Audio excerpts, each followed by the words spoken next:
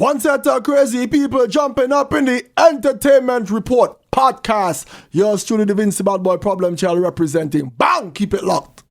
What's going on, ladies and gentlemen? This is Muscle, and this is another Two Line Music Hut's Entertainment Report podcast. And tonight, we got a real special guest in the building. He's a songwriter, he's a singer, he's a performer. Listen to me, this man right here has one of the craziest soca songs out right now. You know who we have in the building? We have Problem Child in the building tonight. What's going on, big boss? I'm just chilling. Thanks for having me. Thank you. Yes, sir. I'm ready. Yeah, welcome. Wave. How we doing this? All right, welcome back to the Six, you know what I mean? Man, my pleasure. It's always a pleasure to be here in Toronto, always. All right, the first question right off the bat I got to ask you, are you an alien? Yes. You are? I actually am, yes. You are? Yes. Because that's definitely. What planet do you come from?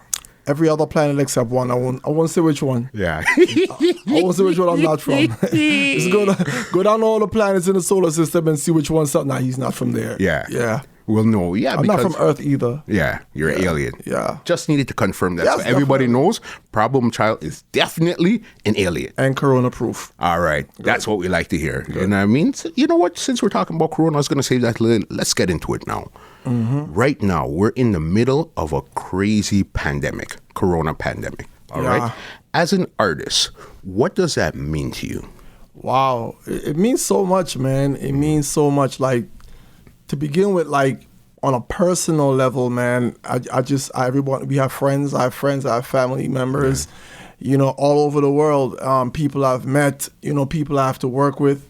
And I just hope that everyone and their families are safe and okay. That's just to begin with. Yeah. And then work-related wise, like we were discussing prior to us beginning filming, like 3 of my events are actually like postponed, which a lot of times mean canceled. Yeah. And we were speaking like financially, that's very impactful. 100%. Like, if you don't do business the right way, like some artists or whatever the case may be, and let's say you don't get a deposit, for instance. Even if you did get a deposit, you still have to collect your back end, and now you can't get that, you know, because it's like a natural case. It's nobody's fault. That's done and over with. And how many more of these events are going to be canceled or postponed? So just based on those 2 things alone, it's very serious, very serious. They got me being like almost paranoid. And I think I don't want to be this big conspiracy theorist or whatever the case may be, but I just feel like something's up, man. There's something bigger going on that we don't know or we don't understand that we may or may not find out in the future. Yeah, definitely. Because as we said, right now the government is like your parents. Your parents never tell you everything that they know. Definitely. It's always need to know basis. I've always been like a homebody, but it's like extra now. Like I don't even want to go outside. I don't want to go outside. I'm hearing all kinds of things like, you know, you can't pass cash around. You can't accept cash. It's crazy. Like, I don't know about that right now. I need to touch cash. Come on. You know, so yeah. That's crazy. All right, so let's get into the history of you. All right, the Vincy Bad Boy. All right. How did you get your name in the first place?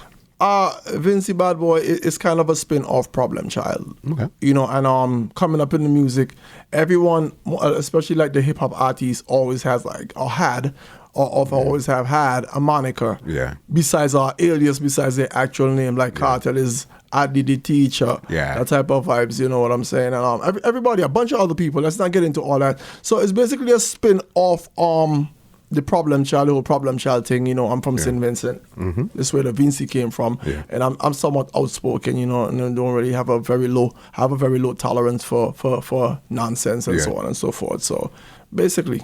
All right. That's the very basic explanation. All right. And go into it just a bit more. I mean, it's just like in the studio per se, if something's not right, I'm going to want it right, and I'm not going to stop until I get it right. Of course. So, you know, my delivery might not always be the right way. You know, sometimes I might be a little bit more forceful or aggressive, and some people might not appreciate that. But if you can't see the good in that, then I have to explain it and break it down to you, because I'm also sensitive to, you know, the way people feel towards me and as people in general. Mm-hmm. But if you know me and you know the history of me, you understand a little bit more of what I'm saying. I get it. Yeah. Right now, especially when it comes to the soca right now, SVG is hot. Has 2 of the biggest artists right now in the soca market. Right now, did you see this coming, or how hard did you guys have to actually work to get your foot through that door and say, okay, you know what, we're here and we're here to stay? Man, I believe everybody has to work hard. Yeah. You know, I don't see it as a SVG thing. We had to work harder than anybody. I just had a conversation yesterday with an upcoming artist. You know, he reached out to me for advice, and I was like, bro, you have to do what you have to do, just like anybody else. There are no handouts. Yeah. You know, I mean, I've noticed that over the years, we are special, if you ask me. I'm not saying that we're more special than anyone, but we do have a little niche or something. For sure. Like if you look at we always have something going on, something major. Even if it's somebody who come around and then they might not stay around for a very long time. They always come around and make some kind of an impact. You know, we had like the Zola. We've had Kevin Little. You know, we've had James P. Nookie. I mean, like for an island this small. Yeah. Those are monsters. Those songs went really, really, really mainstream, and even to this day, "Turn Me On" is still one of the biggest songs ever in the soca industry. You know, we've had Dynamite with Brave. We've always had is a bunch of other songs that I could mention and people, and then you know you have the obvious. You know, The Problem Child, The Skinny Fabulous, and so on and so forth. And I'm pretty sure I'm leaving people out, so don't feel offended. It's Not just at up all. going off the top right now. Yeah. We definitely have something. Even before our times, we've had like the Becketts and the Winston So-Sos who've had monster songs. It's always just something. I've been saying that, and I can't quite put my hand on what it is, but we've always just had something, man. I didn't realize Beckett came from St. Vincent. Yeah, Beckett is a Vincy from a little village called Leyu. Yeah. Okay.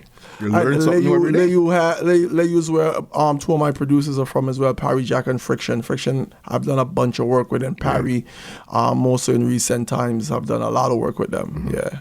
That's crazy right there. And what was your break into the actual industry? Because I know you actually write and you perform. So then, was it writing first, or was it actually? No, it was actually Party Animal, that song. Yeah. Yep. As a matter of fact, I did a song called Mad.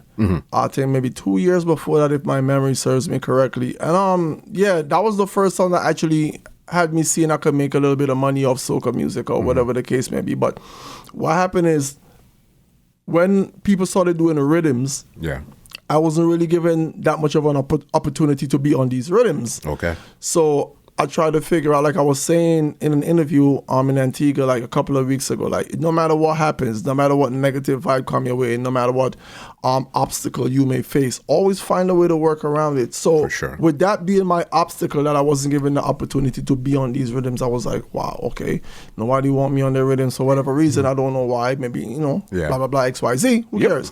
What can I do now to combat that or to counteract that? So I just started writing and submitting songs to people, to cut a long story short. And I just work with my producer friends. I'm like, yo, let's do our own rhythms. And if it's my rhythm, hey, nobody can tell me I can't be on it. So that's how I started writing. I never really set out to be a songwriter. I was forced to be. That was my way around the whole situation. Yeah. And who were some of the first artists that you actually started I could writing tell you the very first person. Yeah. Patrice Roberts. Okay. Yeah. How did that happen? Nobody. We went to do TV interview in Trinidad, and I saw her sitting across the way. So I asked her, like, would she do a song if I wrote it? She said, yeah, if she likes it. So I basically thought she was just like brushing me off. But she ended up doing it. Okay. She ended up doing it. That song is A Little Why Never Hurt Nobody. And I had my song on that same rhythm, Life of the Party, on that same rhythm. And from then, we just continued the relationship and the whole strategy. And it seems to still be working. And how long now is it that you actually been writing for other artists? Well, I don't remember what year that happened. I'm going to be quite honest with you. But, I mean, if you could do the research or whatever, A Little Wine, if it dropped, if it says like Trinidad Carnival, whatever year, 2008, 9, 10, then it'll probably be the year before that I started actually doing it. Yeah. That's crazy. That is so wild. Right now, you're a soca artist, come from St. Vincent. What's the most difficult thing about your job, being a soca artist and coming from St. Vincent? Man, I don't see anything as difficult. I don't really see anything as difficult, and I'm trying hard to think. It would probably be like personal things, like when I go in the studio, execution, for me to personally execute some of the things that I have or the vision I have for a song. I mean, I don't believe anything is really difficult. I mean, like, you just have to work. Yeah.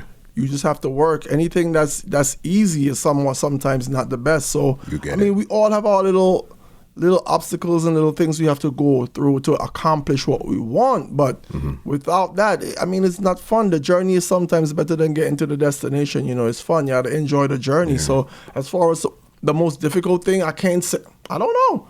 I don't know. I don't think I faced any more trials than anyone else. Yeah. You know, I just know that those trials are like invisible to me. Like I'm always gonna keep going. Yeah. That's true. So especially when you came up with something like Party Animal, because I know that's about 10, 11 years ago. You came up with Party 2007. Animal. Yeah, and that was 13. Yeah. I'm passing right now, boss. Yeah. Right then, the internet wasn't really in full swing. It wasn't. Yeah. How do you find that the internet helped you or hindered you or helped you along the way in your business? Or in my business, I mean, I'm happy, and it's gonna sound funny. I'm kind of happy a lot of people are not as into it as they should be, because it makes my job easier. You know. Yeah. I know you need it, man. As an artist, you need it. It went from when I was growing up. If you're an artist, like, you knew nothing about the person. You just knew their music and you know what they look like. Yeah. It went from that to people showing you in their bedroom, in their house. I'm putting out the garbage. Wow. You know what I'm saying? Yep. So I know people have gotten into like wanting to know more about the artist, wanting to know more about what you're up to, what you do on a daily basis. You know, I'm in my stories showing them I'm in the hotel room, blah, blah, blah, X, Y, Z. So I love it. You know, and it just comes with the territory. Yeah. And what's a drawback with having people almost so close? It's now 1 degree of separation. Yeah, people assuming things or misunderstanding things. Like, you may say something and mean something else, and somebody's just like, all right, I'll give you an example, right? There's, in light of the coronavirus situation, there's a meme going around, wash your hands before you text me. Yeah. You know? Yeah. So I just figured, like, I would put a spin on it, and I screenshot it, and I edited it to wash your life before you know me. Yeah. Now, all I'm saying is just like, you know, don't bring no negative vibes around me. Makes sense. Simple as that. Yeah. Somebody messaged me and was like, yeah, you're right. I like how you're getting that she. And I'm like, wait, what? What? I like what are we talking about here? It's petty, but I like how you're getting that she. Right back at her directly too. And I did not even bother to respond to ask this person, like, who or what are you talking about? Because I don't even know where this meme started, bro. So it's like people could misunderstand and assume things about you and take things, you know, out of context and so on and so forth. Yeah, that's probably the only context is king. Yeah. Context is king. If you don't understand, when you see words on a screen, you don't really feel the tone or understand how I'm actually presenting it to you. Yes, you know what I mean? It's crazy. And that's basically what it is right there. It's funny to me, though. It's funny to me, though. Like, you got to be smarter than that, man. Yeah. Especially when people don't know how to take things literally. Yeah. Figuratively, sorry. And they take it literally. Yeah. Funny. How long have you actually been on Instagram and all these stuff here? And how into it are you? Do you actually respond to a lot of the comments and stuff like that? I used to respond more than I do now. I don't remember how long I've been. I would say probably like, wow. I don't want to take a wild guess. I don't know. Yeah. 5 years? Okay. I'm just guessing. Just a wild guess. I could be way off, but that's what it feels like. At first, I was more accessible. You know, I got in trouble a couple of times on a personal level for being too accessible. Like, why are you talking to this person so much? It's the internet. They talking to me. I don't know. I don't know. They talking to me. So on and so forth. And like the comments I use, I just the whole Vincy bad boy thing and the whole problem child thing, the whole ready to always answer or reply to somebody, especially if they're out of line. Yeah. You know, checking somebody real fast. Then I had to realize, like, wait a minute, bro. That's just what people are gonna do, because I'm very heavy into hip hop. Yeah. And I pay close attention to people do that, and they do worse with these rappers and so on and so forth. And very rarely do you see the rappers going back and forth with anybody in the comments. I'm like, okay, they don't do that. That's something to make a mental note of. And then, like, in my DMs and so on, I used to try to respond to everybody. And then, like, I found, like, bro, you could put that time to better use. You know, so if I know the person or recognize them by name, I try to respond. And my reason for going through all my DMs prior was because of business. Like, sometimes people are not observant. My business contact is right on my page, my booking contact. But they would overlook that and come in the DMs and ask you. So I was always like, worried about what if it's a booking? What if it's a booking? But then I could use that time to write a song or try to perfect a song. And especially with as busy as I've gotten lately, I really don't have the time to respond to most of the stuff like I used to. Makes sense. Yeah. Right now in your career, we could say it's about 13, 14 years you've been putting in work now. Yeah, like on a serious note, yeah. What has been some of the brightest, give me two of the brightest moments in your career so far? Something where you say, you know what, I really enjoyed that. Or, okay, you know what, I could feel this happening now. Man, it's just been a wave, man, a whole blur. Like, I can't really pinpoint anything because we don't really have like, I mean, I would tell you like when I won Road March in St. Vincent in 2007 with Party Animal, I have to say that, and I probably will leave it right there because growing up, I never thought I would ever win a road march, man. First of all, I wasn't even really into soca. I like hip hop and dancehall. Okay. Right, and then when I look at the caliber of the people who are winning road marches like Beckett and stuff, to me that just look like something way out of reach. Like, that's never gonna happen to me. And I didn't sing the song with the intention of winning road march, which made it even more surprising and something I could relish even more, you know?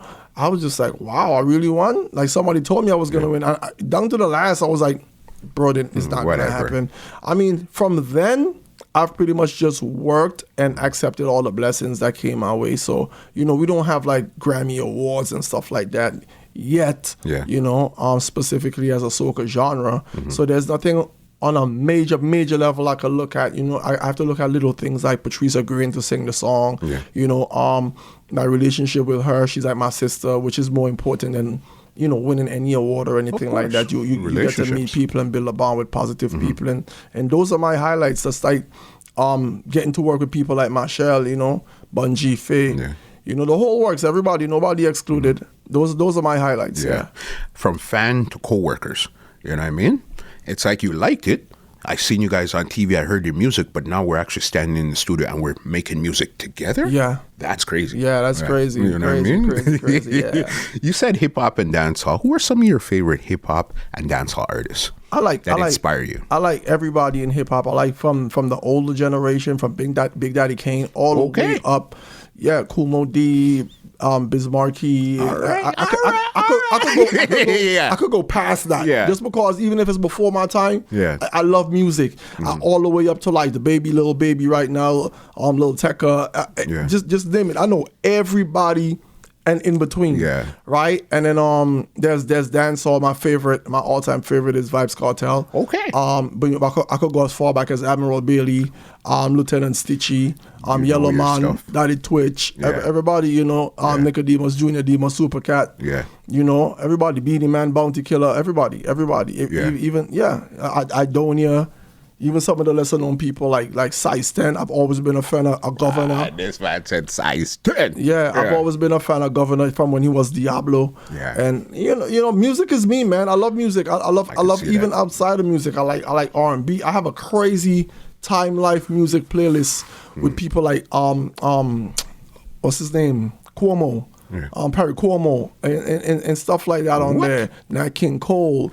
You know, All right, because you've gone from the 60s right up to 2020 and everything in between. Frank Sinatra, name it. Music is me, man. I love music, all genres. I love even instrumentals, like the moods and stuff. I just put jazz, blues, name it. I find something to like. Yes, sir. And you said soca wasn't really your first love at first. It was more hip-hop and dancehall.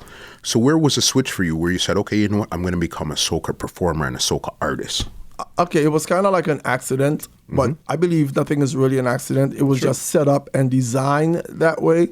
So when I moved to the States, right, which I don't remember when that was, but it was a while ago, right? Because even while I did Party Animal, I was living in the States, right?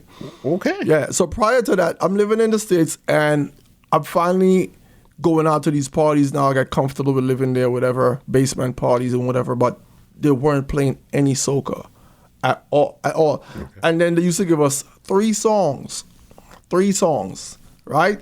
Yeah. And then the place would erupt based on those. We knew at some point we were going to get those three songs. Do you remember which three they were? Lo Taylor. That's one. And Follow My Ding Ding Ding. And was it Jump by Rupee? It might have been Jump by Rupee. Because that also is in that same zone there. Right. You get those three. You're not getting anything else. Yeah. And then slowly but surely, they started having more and more and more soca-oriented events in New York, like an actual soca party. Yeah. You know, they would bring people in to perform. You know, I would go see like Treason, Bungie them performing and so on and so forth. So I kind of developed, you know, when they say, when you don't have something, you miss it more. You know, absence make the heart grow fonder. Yep. So it was because I didn't have soca. I didn't realize how much I loved it until it was taken away from me, or I left it. You know, let me put the blame on me. Yeah. You know? I left it, went to the States or whatever, and then like I was still doing dancehall, but there's this guy named Godfrey Ince. Yeah. He always been doing soca, and he was like living like a 2-minute walk from my house. So he's always like, why don't you do soca? I was like, bro, for one, I can't sing. I don't know nothing about writing this thing. People saying about go down the road and you meet a man and this and that, and I don't know how to do that. So he was like, do what you could do on a soca beat. Yeah. So I did a song called Reveler's Anthem on a beat that he produced, and he put it out in St. Vincent, and I was just like, whatever. Yeah. But the song blew up. Okay. You know what I'm saying? Yeah. The song blew up. I was like, wait a minute. So hold on. Okay, wait a minute. What's going on here? You know, and people were arguing, like, had people known who I am or was at the time, and had I been on the island, I could have possibly won Road March. So I was like, yo, y'all exaggerating or whatever the case may be. So I just kept doing that to that degree, and that's how basically I became a soca artist, because even if you listen to some of my slower stuff, I tend to put somewhat of a dance hall twist into it, because that's, you could hear that swing. That's what I'm better at, because I'm not a vocalist, so I have to do what I can do to get by. You have to be comfortable at some point. So yeah, that's how I ended up doing soca. That's crazy, just like that. Yeah, I never once said, yeah, you know, I want to be a soca artist. It was even, I even actually just voiced a dancehall track like last week for an official dancehall producer. Yeah, hardcore thing too. Really, really hardcore. When could we expect it out, or that's just I up don't in know. the He's air? He's keeping it a secret. I'm supposed to meet with him later tonight. He's actually here right now. Yeah, he came here for whatever reason, business purposes. He's gonna have some mainstream dancehall acts on it. That's what he told me, and I've seen his repertoire and his work, and I dare to say that he's not playing around. He's very serious. So as soon as I have information, I shoot you a text and let you know, hey, 100%. this song is dropping. Yeah, I also have a bunch of other stuff I'm working on outside of soca. Some Afrobeat stuff. I'm trying to link with a couple of people. Yeah, man. I mean, I can write whatever. You could tell from what I listen to. Yeah. You know, it's kind of like mimicking. Yeah, my knowledge and my love for music is very broad. So I'm trying to just expand and experiment with some different stuff. The same way I didn't plan on being a soca artist, but I am one now. Who knows? Anything is possible. Anything is possible, bro. Wow. So we're talking about soca. Let's get to your massive, crazy. I'm talking, you need insurance to listen to this song. We're talking about Nasty Up. Nasty. All right? You know, people actually call that song insurance. Because you need insurance. You know what I mean? That was actually one of the first times I actually listened to a soca song and they mentioned insurance. I said, wow, that stuck out to me. Yeah, you want to know? That's the first word I heard when I was listening to the beat. Yeah, the first word that came to mind. Yeah, and I have no explanation as far as my process with writing songs. I hear stuff, and I was saying insurance. I didn't know what to say about insurance. Yeah. I didn't have any idea why insurance came. It just sounded like, it's kind of like producing the beat. I'm gonna give away some of my formula. Okay. It's kind of like the beat is playing, and as a producer, what would you put in there? That could have easily been like keys. Yeah. You know what I'm saying? I just turned that into a word because it fit the track. It's easy. I don't fight the music. I just take what the music gives me. So that's the first thing I heard. Insurance. Yeah. I was in the gym listening to this beat over and over and over, and I almost didn't do the song. I almost didn't drop the song because mash it up and buy it back. I felt like that was used prior some years, and I couldn't remember who used it. Okay. And then when I went to the studio a couple of weeks before, I heard a song. I accidentally overheard a song while I was outside. Yeah. I don't know if it was being mixed or anything, but I heard someone using that line. Okay. And I was like, okay, they may know I overthought it. I usually overthink things. Yeah. And I don't want him to say, okay, he went to the studio, he heard my thing, and he stole my thing. Yeah, I got you. So I was like, you know what? And that was like one of the main parts of the song. I was like, I couldn't find anything to replace it. But then, let me be devil's advocate here. I started to sit and I was like, how many things that you've said or done that you've seen and heard after the fact and no one cared? Yeah. okay, so I'm gonna take a chance and just do it, and that's how I ended up doing the song. Yeah. Crazy song. It was because that originally came out 2019. Yeah, 2019 for Vincy Mas. Yeah. Well, yeah, for Vincy Mas. Shout out to Wetty Beats. He's also on the rhythm. He has a song on the rhythm as well. So if it was 2019 Vincy, then it would be considered 2020 for Trinidad. Yeah, that's how it works. And that was one of the, even though it wasn't, were you actually a contender for Road March and everything this year? You have to be a Trinidadian national to win. Yeah. Or have 2/3 or better of the vocal.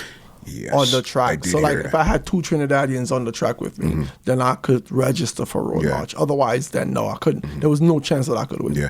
But that was almost,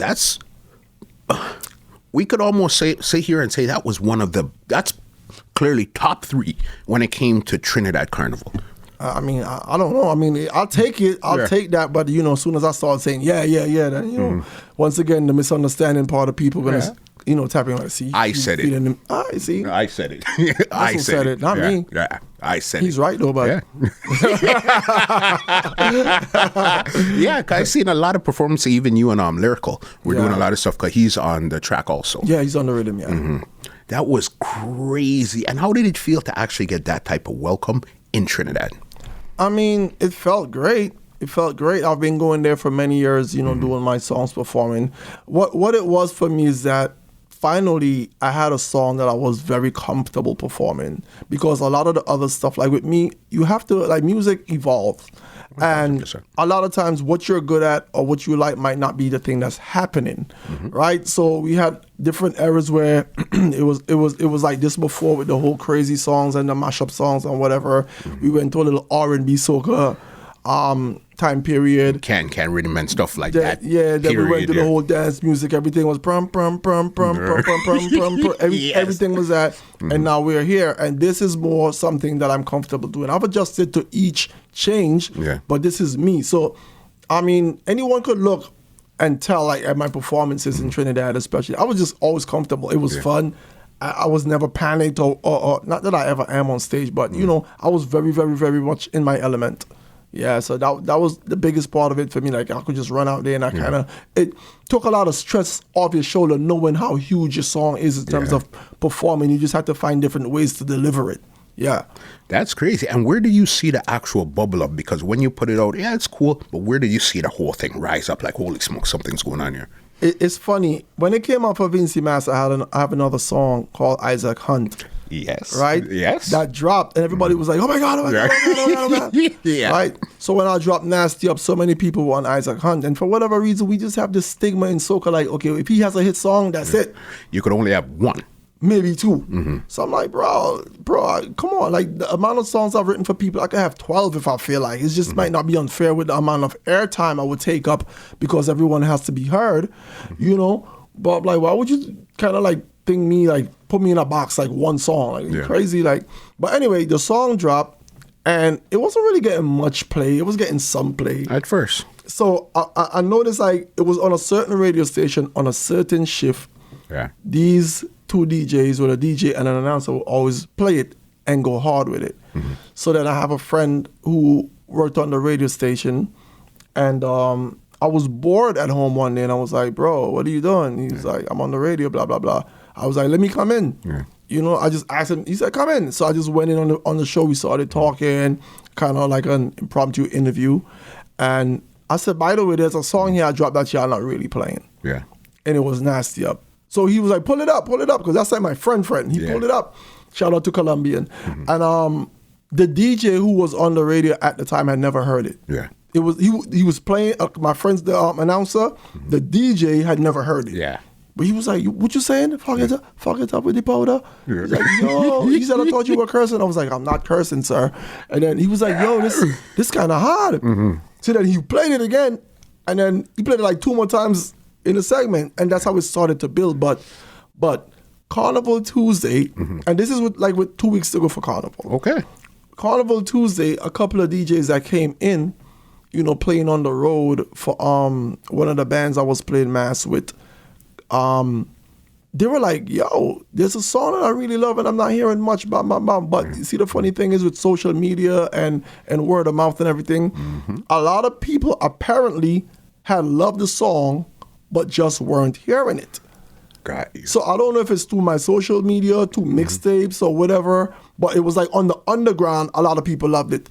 So at a certain point, time of day, it might have been like around midday going on 1, they played it. Yeah. And it was so refreshing and the whole place lit up. I was like, wait a minute. What's going on? It's kind of here? like that. Oh, sorry, finally. You know, it's like somebody you haven't seen in a long time. You're happy to see them. Yeah. So I was like, wait a minute. They started jumping up on people's trucks and whatever. I was like, that's crazy. Yeah. So then those same DJs went to St. Lucia afterwards. And there's a hill. I wasn't there. Yeah. That they had them run up on the hill below. You ready for this? Yeah. An insurance billboard. What? An advert for an insurance company. Yeah. Right? And they were up there. I don't know if that was planned or it was coincidental, but I'm watching like, whoa. What's the chances of this? And prior to that happening, there were like 2 events where I saw them wilding out, and they had people from New York who, I don't know if they knew the song or whatever, but the song wasn't big in St. Lucia when they started playing it, but people knew it. Yeah. So they reacted, and then the people who didn't know it were like, what is that? They're reacting. What I want to know about this song. And then it went from there to Grenada. They said the song was so big in Grenada, they thought it was a Grenadian song. Okay. A Grenadian sang the song. Because once you say mash it up and build back, Grenada 100%. That's always been Vincy. You know what I mean? Yeah. Oh, you got to tap into Vincy. That's always been us. Not taking nothing away from Grenada, but I've always said we're like cousins. So we have the 1,000%. We have like the same type of vibe. That's always been us though. So people thought the song was from Grenada Carnival, and it just went from there, and then by the time Miami Carnival, it was a wrap. It was gone. Yeah, Labor Day to Miami Carnival, it was a wrap. Crazy. Yeah. If somebody's not really 100% familiar, I don't know who isn't, with that song, you could get him a line out of the song? Crazy people. That's enough. Nah, just go check it out. Check it out on YouTube. Oh, the music video I dropped earlier this year. Yes, crazy. Yeah, Crazy. Shout out to Precisely Films. What was the inspiration behind that video? Craziness. Yeah. Basically what happens in Vincy Mas, a lot of it was shot in St. Vincent, but I wanted to shoot and capture different moments of the song and the effect it had on people at various events and carnivals. So there's some Trinidad in there, there's some Miami in there, there's a part that I shot I crop over. It's not on the road or anything, but the young lady with the costume I shot. Okay. So I've been planning this video for a long time. I just wanted it to be so epic. I didn't want to rush it. Yeah. So there's a bunch of different clips in there from different places and everything. So yeah, it's basically what we do in St. Vincent every year. Yeah, when you look at it, it's nice and clear. You could see everything, the vibe, the cuts, the edits, everything. It's super dope. Yeah, so and I'm pretty much hands-on with. I was there. I was like, okay, he did most of the edits, and then he came over, Precisely Junior Lee, and I watched him edit. Like, okay, boom, I don't like this. I had some parts taken out and some parts, but yeah, I don't. Nobody just gives me anything. Yeah. You like it. You like things done your way. Well, I wouldn't say my way, but with my vibe, my vision. Because everything I do, I see myself as much of as a creative. So like with everything I do, I usually have a vision of what I want prior to. It's like going to the tailor. You have a way you want your suit to be made, and if it's like the pocket's wrong, you'll be like, bro, you made my pockets wrong. Fix it. God, that's not what you had in your mind. That's not what I had in mind. So I try to work with people as much as possible to capture my vision. Makes sense. Yes, when it comes to soca, where do you want to see that soca flag planted? What would mean the most to you where you said, you know what, I'm proud that I was part of this movement to make this happen? Well, basically world recognition. World recognition, our own genre on these digital platforms, that's pretty much it. Everything else would fall into place, I believe, once we accomplish that. Yeah. It's just the world. You just want to take over the world. Like how Afrobeat came up. Yeah. And it's a lot more recognized now. It's wild. Yeah, I tell people. But you know what I realized, man? A lot more people like soca than we know, and a lot more people would like soca if they're exposed to it. Makes sense. So we have to do a lot more marketing, a lot more social media work, and we have to take it seriously. We can't just be doing any old random stuff. We have to present ourselves properly so that when people do look at us, we're not taken for a joke. You know, like these guys are millionaires. They do this, they do that, they accomplish this. There's nothing basic about them. Yeah. You know, so when they look at us, they can't see us looking just any old way. You know, we gotta at least use something to get their attention. It's like having an establishment and you have the greatest product inside, but outside of your establishment is shabby. Nobody gonna probably ever go in there. Yeah. You know what I'm saying? And you could reverse that same thing. You could have outside your business looking so great, so crisp, so pretty, you know, so attractive. People gonna want to go in there and the product ain't good. Yeah. You know what I'm saying? So we have to have proper presentation, because a lot of people that I've come in contact with, there's an Afrobeat artist that I might be working with. We're trying to work together. Okay. And the funny thing is, I want to get into that market and get into that field. And every time I'm like, okay, so what we want to do? And I submit like a beat, because I haven't really submitted a project. Okay. He comes back to me, he's like, I want something that sounds more like soca. Yeah. And I was like, what? You know, so, you know, and that's why I said a lot more people would like it if they're exposed to it. Yeah. You know, I've had an Afrobeat artist say that Nasty Up is Soca Song of the Year for him. Yeah. Come on, we know this. But listen, you would think it would be probably one of the slower songs. Yeah. You know? Which is why I'm saying what I'm saying. If more people are exposed to it, we'd be surprised who would like it, because I would never expect that for an artist from another genre to like a soca song. It would be a song of that nature. More almost quote unquote worldly, has that type of tropical house kind of feel. I thought it would be something along those lines, not Nasty Up. Like, wow. Where it's madness, you know what I mean? But that's what they probably like, that energy, you know what I mean? I don't know what it is, man. A lot of times I was just surprised. But what you're running from is the same thing that people like. So you know what? Because I know for a while, Power Soca was kind of quiet. It was really Grover Soca. It was dormant. You know what I mean? So then right now it's really probably people wanting the power. Just a lot of people didn't realize. So you know what? A lot of artists said that, and producers didn't realize it's power they want. What I was saying before, too, out of sight, out of mind, you miss it. Yeah. Absence make the heart go fonder. Like, it wasn't around, and music will always evolve. It's not going to be like this way all the time. Never. But that's why we shouldn't shun any aspect of music. Yeah. You know, accept it. It's there for some people. It's not for everybody, because not everybody want to hear the slow and nice, sweet stuff too. Yeah. Like in Vincy Mass, you very rarely hear that stuff. It's power all day, every day. The maddest, I tell everybody, the maddest set of people on planet Earth come from St. Vincent and Grenada. There's nobody madder than you guys. I tend to agree. And Grenada tolerate a lot more groovy than we do. Man, let me tell you something. For real? I don't remember. It was probably like 4 groovy songs on the radio. Yeah. In St. Vincent. 4. For the last carnival. It's power right through on the road. Yeah. Ain't no chip, chip, chip, chip. You may get that something pace right through from morning to evening. I don't know how they do it. Those guys. The maddest set of people on planet Earth come from St. Vincent and Grenada. I got a round here called the Rapid Facts. Ask you some quick questions. You give me back some quick answers. I'll try. All right. What's your favorite color? I don't have one. Okay. What's your biggest fear? Fear? Losing a loved one. Okay, that's very, I get that. Favorite food? Seafood. Okay. Any seafood in particular? Seafood. All right. Not seafood. Yeah, seafood. I eat it. No. Not seafood. I got it. Seafood. Okay. Are you a cooker or a cleaner? Both. If you were 51-49, which one would be 51 and which one would be 49? What? 51%, 49%. They're almost even, but there's one that's dominant between cooking and cleaning. Oh, I was about to say, what? Cleaning. Yeah. I can't, cleaning for sure. Yeah. All right, I got you. What's the last book you read or listened to? Green Days by the River. All right, good one. What's your hobby? Music. Come on. Got you. Music, fashion, working out. I can give you 3. Got you. Yeah. What's your hidden talent? I don't think I have one, man. Mm-hmm. I don't think I have a hidden talent. Yeah. I think my hidden talent is exposed. Yeah. Which is songwriting. Got you. Okay, fair enough. Yeah. I got you. Yeah. All right. How do you relax? Jeez, it's supposed to be rapid. Yeah. But you know why? I don't even get to relax. I'm like, wait. I remember this word, relax. I remember this word. It sounds familiar. Like, I really can't, man. I really try. But even while I'm laying in bed, my mind is going. Yeah. My mind is always at work. That makes sense. Yeah. What's the biggest difference in your personal life and your professional life? family. Yeah.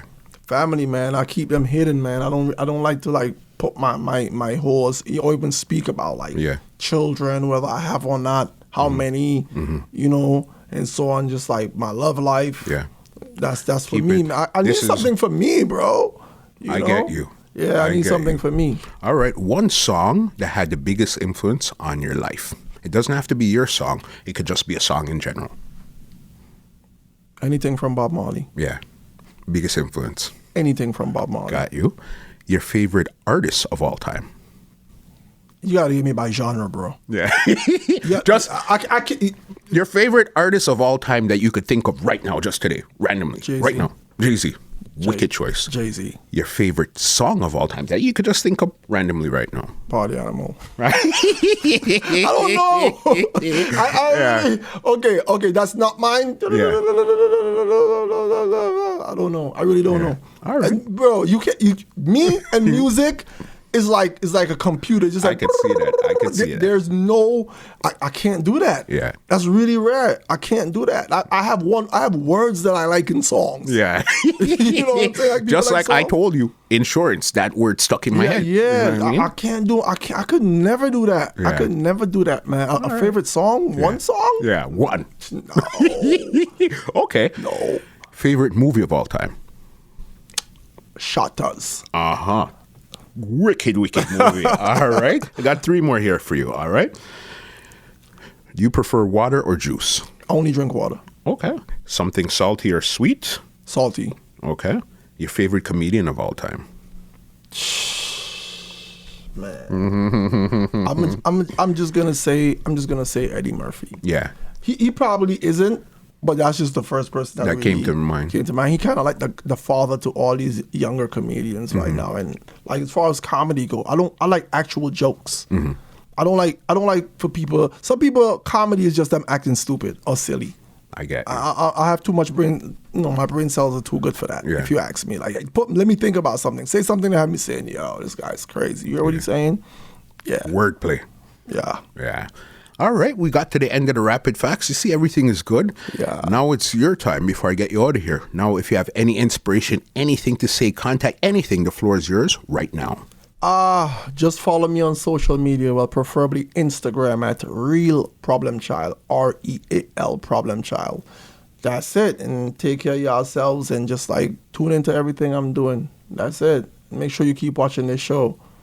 Please, whether it's me on here or not. I mean, watch it more when I'm on here. Got you. I didn't even get to ask you. We're in 2020 right now. What's your plans for 2020? What are we going to see roll out for the rest of 2020? Survive this coronavirus, man. Wow, trust me.